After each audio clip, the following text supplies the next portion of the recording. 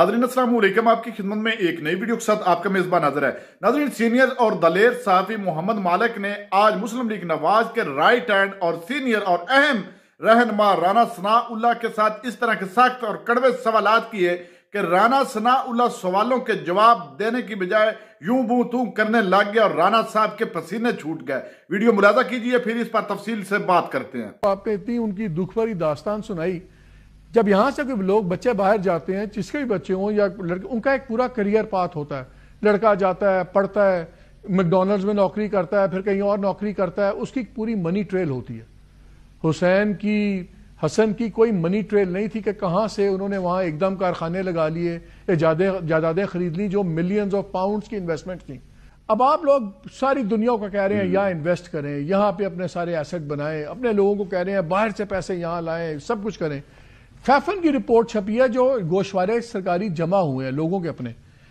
शहबाज शरीफ के पाकिस्तान में असासे कम है, उससे ज्यादा बाहर है। नवाज शरीफ साहब के भी असासे बाहर हैं, बिलावल भुट्टो साहब, जरदारी साहब, सब के करोड़ों करोड़ों के असासे बाहर हैं। ऐसा लिस्ट चलती रहती है। मरीम नवाज साहब की कल तक कोई जायदाद नहीं, 80 करोड़ है।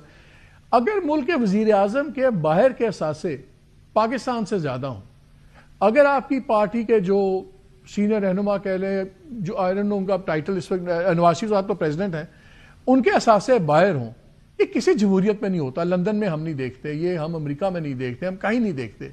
उनके जो रूलिंग क्लास है उनके असासे मुल्कों में होते हैं। ये बहुत बड़ा तजाद नहीं है। और दूसरी तरफ लोगों को कहते हैं पाकिस्तान में आए, जायदादें बनाएं। जो बनाने वाले, कानून बनाने वाले आपकी पार्टी की लीडर, इनकी जायदादें बाहर हैं। देखिए, इस पे जो हमारे हालात हैं वो शायद हिंदुस्तान में तो ऐसे हालात नहीं रहे, बाकी मुल्कों में भी नहीं रहे। जब आप अपने मुल्क में जो है वो ऐसे हालात पैदा करेंगे कि लोगों को यहाँ पे जीने का हक नहीं देंगे, लोगों को ज़बरदस्ती जो है वो आप जो है वो बाहर भिजवा देंगे, और वापस को अगर आना चाहेगा तो उसको भी स्पेशल जहाज़ में बिठाएंगे और फिर उसको वापस भेजेंगे। तो ऐसे हालात में अगर कोई बंदा जो है वो वहाँ बाहर उसका रहना उसकी मजबूरी बनी है या बनती है, तो वो क्या फिर वहां पे वो भीख मांगेगा? तो चले वापस आने के बाद मान लिया, चले आपकी ये दलील मान ली, सड़क पे तो उसने मैंने मान लिया आपकी बात, उसने रहने के लिए भी कोई घर लेना है। मेरा अगला सवाल सुन लें। अब तो कोई खतरा नहीं है, अब तो गवर्नमेंट्स में है, सब कुछ है। क्या सासे वापस नहीं लाने चाहिए? जब आप बाकी लोगों को कहते हैं कि सासे लेके ला रहे हैं, वो ला रहे हैं वापस। कौन ला रहा है? देखिए, मामला ये है कि 2000 में आसपास जब हसन नवाज और हुसैन नवाज साहब ने अपनी प्रैक्टिकल लाइफ का आगाज़ किया, तालीम मुकम्मल की, तो उस वक्त सूरत हाल ये थी कि उनके जो है वो फैमिली के लोगों को वैसे ही यहाँ से निकाल के जो है वो सऊदी अरब भेज दिया गया था। तो उनके वापस आने के लिए वहाँ यहाँ पे कोई जगह नहीं थी। तो वहाँ पे उन्होंने आखिर को कारोबार को, बिजनेस जो है उन्होंने शुरू किया।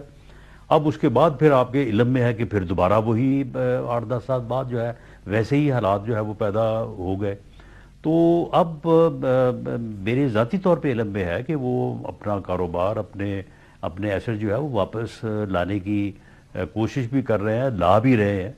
तो ये चीज़ें जो हैं ये आहिस्ता आहिस्ता जो है वो ये चीज़ें, इनके ऐसा होने की वजूहात मौजूद हैं। ये कोई ऐसा नहीं है कि किसी ने साहब उस पे तो वो बहस दूसरी तरफ चली जाएगी, उस पे बड़े सवाल आते हैं। करूं और सुन लें शरीफ फैमिली की, वो मियां शहबाज शरीफ साहब की फैमिली हो या मियां नवाज शरीफ साहब की फैमिली हो, उनकी अब भी जो है वो भरपूर इन्वेस्टमेंट है इस मुल्क में भी।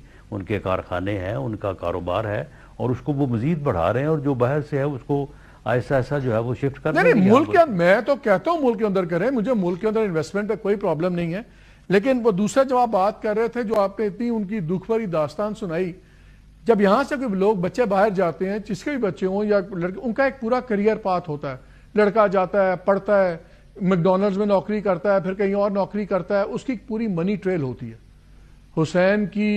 हसन की कोई मनी ट्रेल नहीं थी कि कहाँ से उन्होंने वहाँ एकदम कारखाने लगा लिए, जायदादें खरीद ली जो मिलियंस ऑफ पाउंड्स की इन्वेस्टमेंट थी।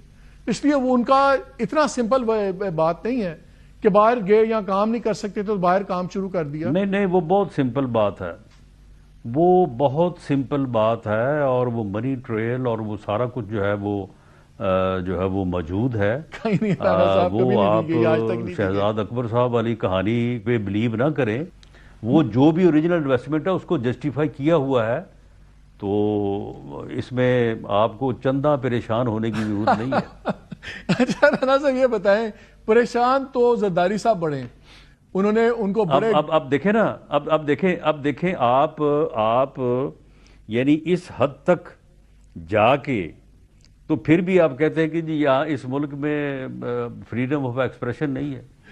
وہ آپ کے ساتھ ہم انجوائے کر لیتے نا، حکومت کو آپ کے ساتھ ہم انجوائے گالیاں کر لیتے دینے سے کم بات کرنے کے اوپر بھی جو ہے وہ اگر کوئی فریڈم آف ایکسپریشن نہیں ہے تو پھر اور فریڈم آف ایکسپریشن کیسا ہونا چاہیے؟ ناظرین آپ نے ویڈیو ملاحظہ فرمائی ہے۔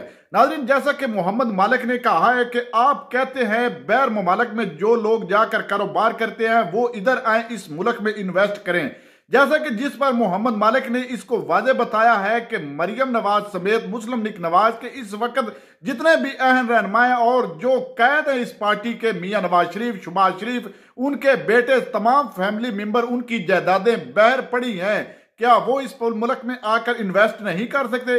ناظرین دیکھ لیں، کسی سوال کا بھی جواب اس شخص کے پاس نہیں تھا، یہ صرف اپنی پارٹی کی چاپلوسی کر رہا تھا اور ان کے جو حقیقی چہرے ہیں ان پر پردہ ڈال رہا تھا۔ ناظرین مسلم لیگ نواز کے جتنے بھی رہنما ہیں ان کا کام صرف ایک ہی ہے کہ انہوں نے اپنے قائدین کے جو جھوٹ ہیں ان کو سچ ثابت کرنا ہے۔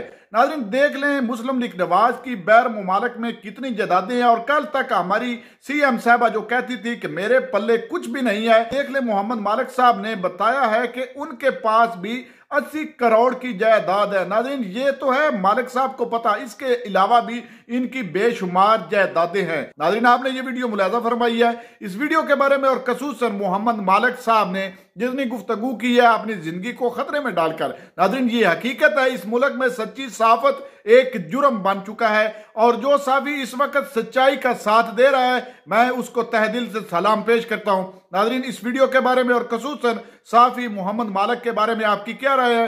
کمنٹ سیکشن میں قیمتی رائے دیجیے، اور اگلی ویڈیو تک آپ نے میزبان کو دیجیے اجازت۔ اللہ حافظ۔